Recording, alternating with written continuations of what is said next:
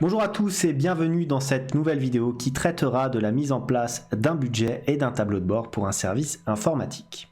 Mais tout d'abord, et comme d'habitude, si vous souhaitez aller plus loin dans les explications, je vous invite à cliquer sur les liens de formation dans la description.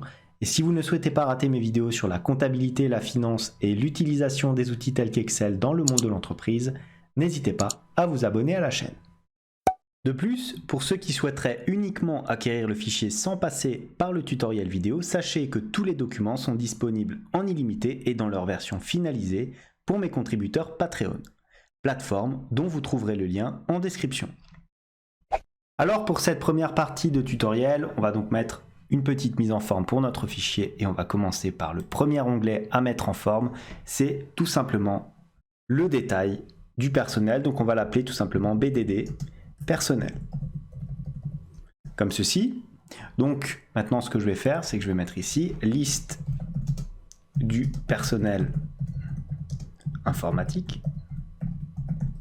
Voilà. Donc on va mettre éventuellement tout ça en gras et en italique. Ensuite, ce que je vais faire, c'est que je vais sélectionner la colonne A comme ceci. Au niveau de la largeur, je vais mettre une petite largeur comme ceci. Voilà. Et je vais commencer mon tableau. Alors, qu'est-ce qu'on aura comme intitulé? On aura tout d'abord le nom, le prénom, le secteur d'activité, le poste, le type de contrat. Donc, je vais mettre contrat. Voilà. Ensuite, on va avoir les éléments de rémunération, donc mensuel. Voilà, janvier, on tire cette formule jusqu'au mois de décembre. Décembre comme ceci, voilà. Arrive à la fin, bien sûr, on met un petit total. Voilà. Ce que je vais faire, c'est qu'ici, je vais mettre rémunération. Et je vais mettre éventuellement en coût chargé. Voilà. Alors, je vais peut-être... Je vais mettre des petites bordures extérieures comme ceci, voilà. Pour bien montrer que c'est l'ensemble des éléments. Tiens, d'ailleurs, j'ai oublié le mois de janvier. Donc, je vais tirer cet élément ici. Voilà, et je vais retracer mes colonnes. Voilà, comme ça. Ensuite, alors, je vais mettre peut-être cet élément-là en gris, tout simplement. Je sélectionne la première ligne de mon tableau. Je centre les différents éléments. Et qu'est-ce que je fais? Je mets directement des bordures, voilà, comme ceci, tout simplement. Hein. Ensuite, alors je peux tirer éventuellement mon tableau vers le bas, on peut aller jusqu'à la ligne, allez, 50, comme ça, voilà. On va mettre des bordures un petit peu partout pour cette première partie. Ensuite, pareil pour le total, là, on va aller jusqu'à la ligne 50, donc voilà, ici, on met des bordures. Pour toute la zone de saisie des salaires, je vous propose de faire une petite mise en forme un peu différente. On va mettre, regardez, on va aller dans autre bordure comme ça. On va pouvoir personnaliser directement, hop. Voilà, des bordures en pointillé. On centre les éléments, non d'ailleurs on met juste le format monétaire ici, pareil pour la colonne de total, on mettra un format monétaire, on mettra aussi les éléments en gras sur notre colonne. Voilà. Donc une fois qu'on a fait ça, ce qu'on peut faire, c'est mettre éventuellement notre tableau en vert. Pourquoi? Tout simplement pour signifier qu'il s'agit d'éléments à saisir par l'utilisateur. C'est le petit code couleur que j'aime bien utiliser. Voilà, donc on a fait tout ça. Maintenant, regardez ce que je vais rajouter. Deux petits tableaux à droite où on va avoir les différentes listes. Donc on aura des listes de quoi? La liste des secteurs. Comme ceci. Voilà. Alors, il y en aura à peu près 4. 3, 4, comme ceci. On les mettra plus tard. Donc là, je vais prendre les bordures classiques. Hop, on va pas s'embêter. Comme ceci, je vais faire un petit CTRL-C, CTRL-V. Pourquoi? Pour tout simplement mettre en dessous la liste des différents contrats.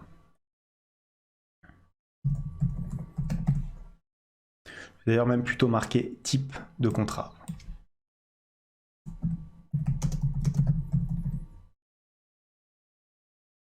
Voilà. le type, voilà, comme ceci. Alors, tous mes éléments sont corrects. Au niveau de la largeur de la colonne, hop, je mets un petit peu moins large. Ça sera là aussi des éléments à saisir. Donc, on va laisser comme ça. Ce que je fais, comme à chaque fois, maintenant, vous connaissez, j'enlève le quadrillage encore pour finaliser la structure de cet onglet-là. Et voilà donc mon premier onglet donc de base de données du personnel qu'il faudra donc remplir par l'utilisateur. Maintenant, j'appuie sur le petit plus ici pour créer un nouvel onglet. Je le place avant ma base de données et je change la dénomination et je l'appelle budget. Comme ceci, et nous allons donc commencer par les différents postes budgétaires. Alors, on y va, je vais mettre un titre, donc budget, tout simplement, voilà. Alors, je vais mettre ça en gras, comme tous les titres, voilà, en italique. Et je démarre par le premier intitulé, donc je vais d'abord un petit peu raccourcir ma colonne là, je vais mettre du 2, voilà. Je vais me placer dans la ligne 3 et je vais mettre le premier intitulé, donc la première famille, ça va être quoi? Ça va être le développement. Comme ceci. Ensuite, je décale encore d'une colonne et je vais mettre les différents éléments qu'il y aura dans cette famille. Il y aura naturellement tout ce qui est rémunération du personnel, qui vont donc avec les charges salariales. Comme ceci. Ensuite, on aura tout ce qui est déplacement. Actuellement, les dépenses de projet, les achats logiciels, éventuellement tout ce qui est relatif aux licences, la formation, la cybersécurité. Voilà. Ensuite, on aura quoi? Les études. Et éventuellement la sous-traitance. Voilà donc pour notre première famille de budget. Donc là, on va mettre un petit total en majuscule, voilà. Donc deuxième type de dépense, tout ce qui est relatif à la maintenance informatique. Voilà, donc qu'est-ce qu'on va avoir là-dedans? On va recopier les éléments pour ne pas s'embêter. On aura donc tout ce qui est charge de personnel. Voilà, on les remet ici. CTRL V. Ensuite, pareil, on aura les frais de déplacement. Ça, on peut le remettre dans la partie maintenance. Ensuite, on aura quoi? On aura éventuellement les achats de PC fixes qui vont naturellement avec les achats d'ordinateurs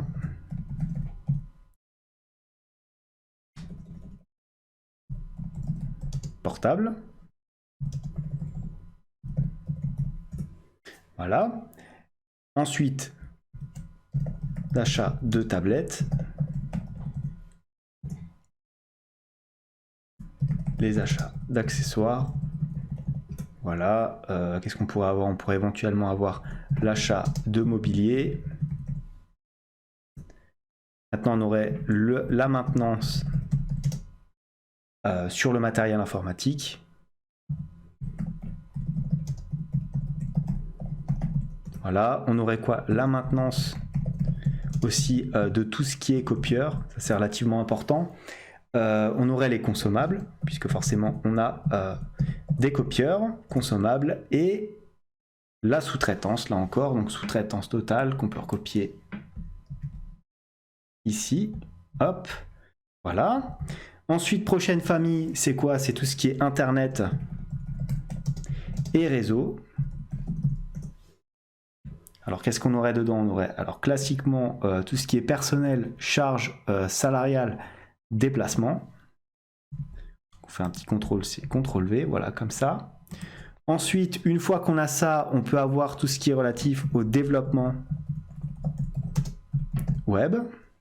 Attention. Voilà. Tout ce qui est relatif au serveur. On aurait quoi? On aurait la gestion des bases de données. Donc, je vais mettre gestion BDD. Vous savez normalement ce que ça veut dire. L'installation réseau. prendre éventuellement les autres dépenses. Voilà. Et pareil, sous-traitance totale, hop, qu'on rajoute ici. Enfin, dernière famille de dépenses, tout ce qui est relatif aux télécommunications.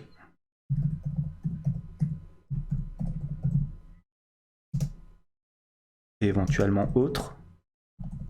Voilà, toujours rajouter une petite partie autre dans vos fichiers de budget. Donc pareil, hein, on recopie, personnel, CTRL V comme ceci.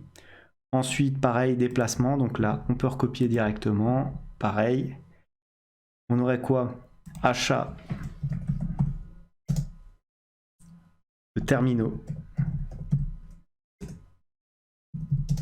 Mobile ou fixe d'ailleurs, voilà. Ensuite, on aurait tout ce qui est relatif à la maintenance. Des terminaux, bien sûr, mobiles ou fixes.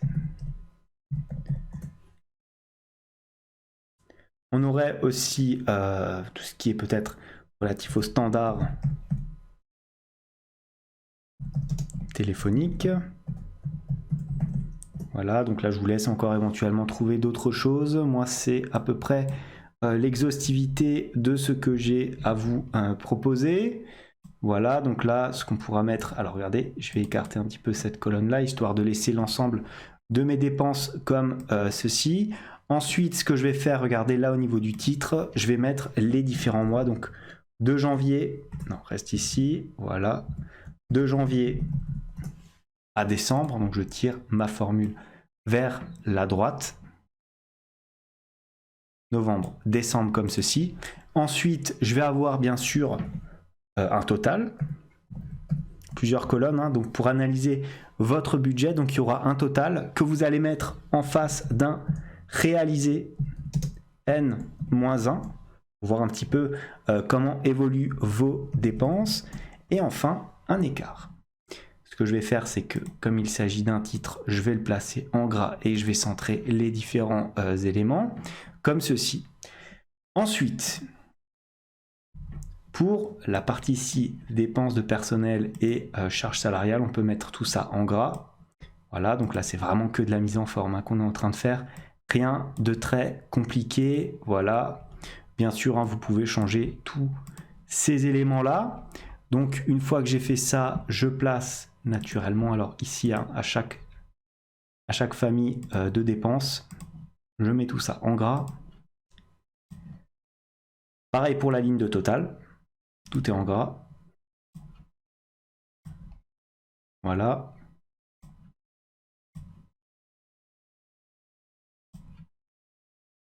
Voilà, alors maintenant, on va mettre des petites bordures un petit peu partout.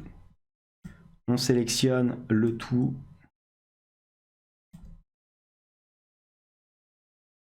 Comme ça, donc très simplement, hein, très sobrement. Voilà, on prend des bordures, alors toutes les bordures, voilà comme ça. Ensuite, pour vos lignes ici, ce que je vous propose éventuellement de faire, alors déjà, on va aligner ça à gauche, voilà, c'est bon, c'est un peu partout comme ça. Hop, là, on va mettre des bordures extérieures. Voilà, pour mettre en forme vos différents éléments. Rien de très compliqué, hein. Je pense que vous avez maintenant l'habitude si vous me suivez sur la chaîne. Ensuite, qu'est-ce qu'on peut faire? Alors là, pareil, on va sélectionner l'ensemble des différents éléments. On va mettre des bordures partout, comme ça. Voilà. Alors, qu'est-ce que je peux faire? Je peux éventuellement...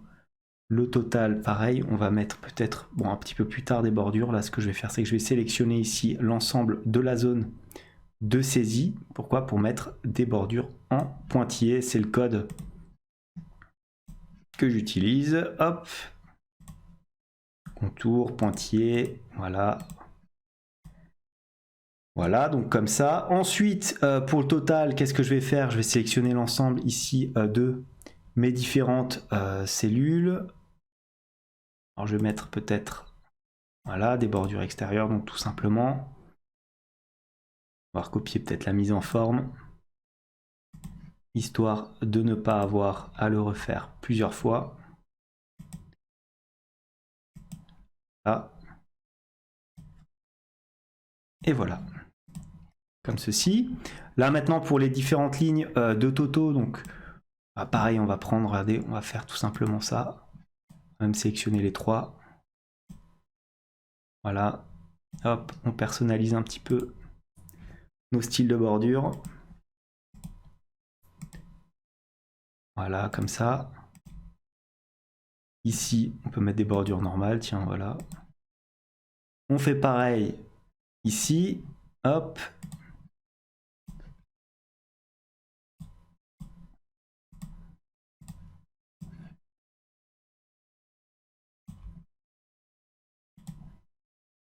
Comme ça nous entraîne aussi à utiliser l'ensemble des différentes bordures, voilà.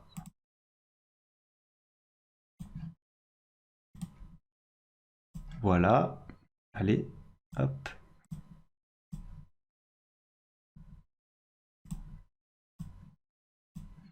Tiens, j'ai oublié d'en mettre ici, c'est pas grave. Mettre des bordures extérieures, comme ça et comme ça. Voilà. D'ailleurs, ce que je vais faire, c'est que je vais maintenant en mettre ici, un petit peu partout. Hop, ici aussi.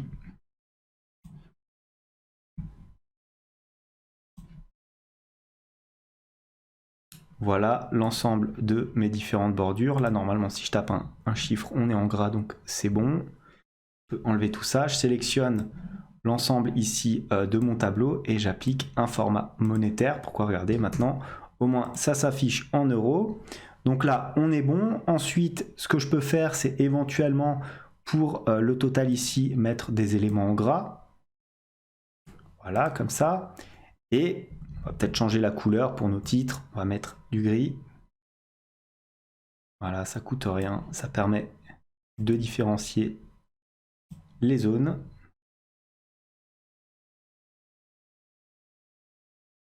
Non, celle-ci. Voilà.